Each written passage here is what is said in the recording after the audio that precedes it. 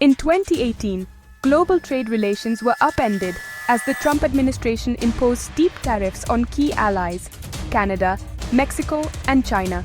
This bold move sent shockwaves through international markets and left governments scrambling to respond.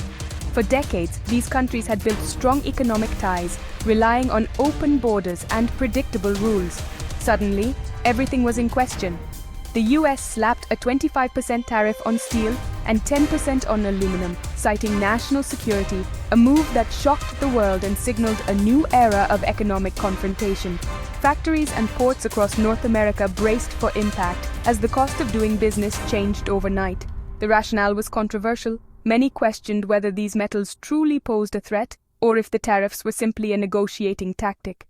The administration argued these tariffs would protect American jobs, but for partners like Canada, the justification felt like a betrayal. Canadian officials voiced their frustration, pointing out decades of cooperation and shared defense. Workers on both sides of the border worried about layoffs and plant closures, as uncertainty rippled through industries that depended on cross-border trade. NAFTA's foundation of open markets was suddenly in jeopardy, and businesses on both sides of the border faced deep uncertainty. Companies that relied on seamless supply chains now faced delays, new paperwork, and rising costs. Many small business owners wondered if they could survive the disruption, while larger corporations began to rethink their global strategies. The friendly economic relationship that defined North America was replaced by tension and the threat of a trade war. Protests erupted, and leaders who once celebrated partnership now exchanged sharp words. The sense of trust that had taken years to build was eroding fast, replaced by suspicion and uncertainty. This wasn't just about steel and aluminum, it was a direct challenge to the global trading system. The World Trade Organization watched closely, as did investors and governments around the world. The rules that had governed international commerce for generations were suddenly up for debate, and the stakes couldn't have been higher. The US showed it was willing to act alone, even at the risk of alienating allies. This new approach signaled a dramatic shift in American foreign policy, prioritizing national interests over global cooperation. Allies wondered if they could still rely on the US as a partner, or if they needed to forge new alliances. The world watched, waiting to see how Canada, Mexico, and China would respond. Newsrooms buzzed with speculation, and officials in Ottawa, Mexico City, and Beijing weighed their options. Would they retaliate, negotiate, or seek help from international organizations? The uncertainty was palpable. The first shot had been fired in a trade war that would reshape the global economy. As ships crossed oceans and markets fluctuated, it was clear that the consequences would be felt far beyond the negotiating table. The world was entering uncharted territory, and no one knew how or when the standoff would end. The tariff announcement sent global financial markets into a tailspin. Stock indices from Toronto to Tokyo plunged, reflecting investor anxiety about the future of global commerce. Companies with international supply chains, especially automakers and electronics firms, saw their stock values tumble. The tariffs threatened to raise costs, disrupt operations, and shrink profits. The financial markets served as an early warning. A trade war would have no real winners. Businesses scrambled to adapt to the new landscape of tariffs and potential retaliation. Leaders on both sides warned that workers and consumers would pay the price. The initial shock previewed the turbulence ahead, showing how quickly economic stability can unravel. The world braced for a long, uncertain economic battle. Canada refused to back down, standing resolute in the face of mounting pressure from its southern neighbor. In response to the US tariffs, Canada announced its own set of retaliatory tariffs on a wide range of American goods, signaling that it would not be intimidated. Ottawa's countermeasures were carefully calculated, matching the US tariffs dollar for dollar and targeting $16.6 billion worth of products. This was not a hasty reaction, but a deliberate and strategic move. The list of targeted goods was crafted with precision, impacting not just steel and aluminum industries, but also everyday consumer items like ketchup, which held symbolic value and would be noticed by American producers and consumers alike. Lawnmowers and other household goods were included to maximize political pressure, ensuring the impact would be felt in key US regions.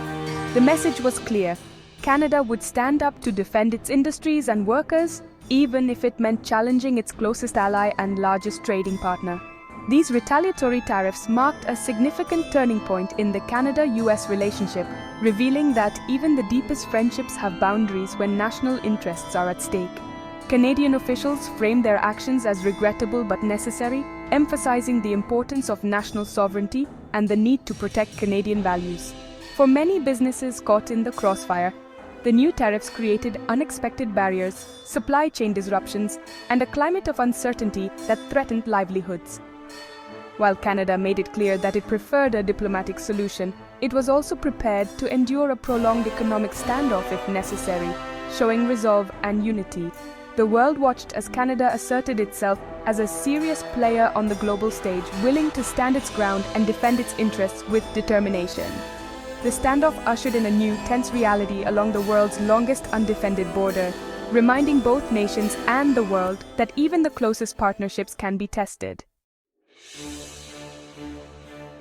China responded swiftly, targeting U.S. agricultural exports with tariffs on soybeans, corn, pork, and beef. This move aimed squarely at the American heartland, a key political base for the Trump administration. China's strategy was clear: inflict economic pain where it would be felt most and create pressure for a policy reversal. The American agricultural industry, heavily reliant on exports to China, faced immediate disruption. By targeting farm exports, China hoped to turn U.S. farmers into a powerful domestic lobby against the tariffs. The trade dispute escalated into a full-blown economic battle between the world's two largest economies. The conflict now spanned a vast range of goods and industries. The world watched as the stakes grew higher, knowing the outcome would shape the global order for years to come. Retaliatory tariffs from Canada, Mexico, and China triggered a crisis for American farmers. What began as a political standoff quickly became a personal disaster for thousands of families across the heartland. These tariffs, imposed in response to U.S. trade policies, hit the agricultural sector with unexpected force, leaving many farmers feeling blindsided and powerless. China's tariffs on U.S. crops created what many called a corn blockade, shutting farmers out of a vital market that had taken decades to build. Suddenly, shipments that once sailed smoothly across the Pacific were stalled, inspected, or outright rejected, leaving American corn stranded at ports and farmers scrambling for answers. Orders were cancelled overnight, prices plummeted to record lows, and the pain was immediate and widespread. Farmers watched helplessly as the value of their hard work evaporated, with little hope of relief in sight. The farm sector, already struggling with years of low prices and mounting debt, now faced a devastating loss of export markets. For many, this was the final blow in a long battle to stay afloat. The very people the administration aimed to protect were now at risk of financial ruin.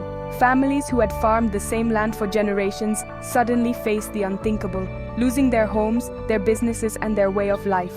Economic analysts warned that a prolonged trade war could wipe out billions in U.S. farm exports, with ripple effects spreading through rural communities and the national economy. The stakes were higher than ever before. For farmers, this was a direct threat to their livelihoods and family legacies.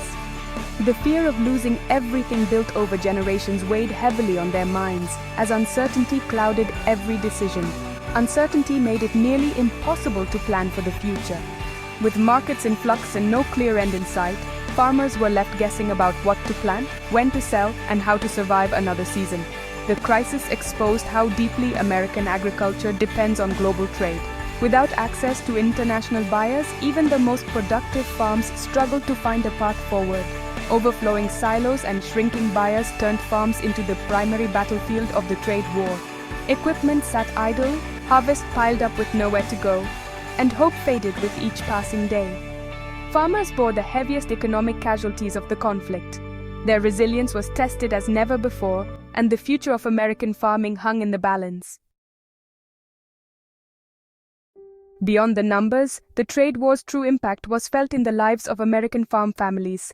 Farming is a multi-generational identity, and the sudden loss of markets brought immense financial and emotional stress. Many faced selling land or taking second jobs just to survive. The dream of passing the farm to the next generation was in jeopardy. Calls to farmer crisis hotlines surged, highlighting the mental health toll. Community leaders and support groups worked to provide resources and break the isolation. The human cost was a tragic, often overlooked consequence of the trade dispute. While politicians debated strategy, farmers watched their hopes for the future fade. They were caught in the crossfire, paying a steep personal price for a conflict they never asked for. Their stories became a powerful testament to the real impact of protectionist policies. The trade war's pain quickly reached consumers in both Canada and the US. In Canada, retaliatory tariffs made everyday items like ketchup and appliances more expensive. In the US, tariffs on Chinese goods and metals drove up prices on cars, electronics, and home supplies. The cost increases were passed down to shoppers, acting like a hidden tax. Families found themselves paying more for essentials, with lower and middle-income households hit hardest. The trade war became a kitchen table issue, as people questioned whether the economic pain was worth it. The impact on consumer prices revealed a simple truth. Trade wars are expensive for everyone. Ordinary citizens bore much of the financial burden. Rising prices forced families to rethink their budgets and priorities. As economic damage mounted, calls for negotiation grew louder. Canada and China signaled their preference for dialogue, urging the US to return to the table. Ottawa emphasized the deep economic ties with the US and the need for a diplomatic solution. Business leaders and economists warned that continued escalation would only deepen the pain. Industry groups became powerful advocates for a return to normalcy, pressuring governments to prioritize diplomacy. The push for dialogue offered hope that reason could prevail over retaliation. The world watched anxiously, hoping leaders would choose negotiation over conflict. The stability of the global trading order hung in the balance. The choice was clear: talk it out or risk further mutual harm. The world stood at a crossroads: continue economic warfare or choose negotiation and compromise. Escalating tariffs threatened to unravel decades of global economic progress and risk a worldwide recession. The alternative was dialogue, requiring all sides to step back and resolve differences through cooperation. For Canada, the US, and consumers everywhere, the stakes were enormous. The conflict showed how quickly alliances can be strained and how interconnected economies have become. The resolution depended on political will and a commitment to rules-based trade. Would cooperation prevail, or would protectionism deepen the divide? The answer would define the economic landscape for generations.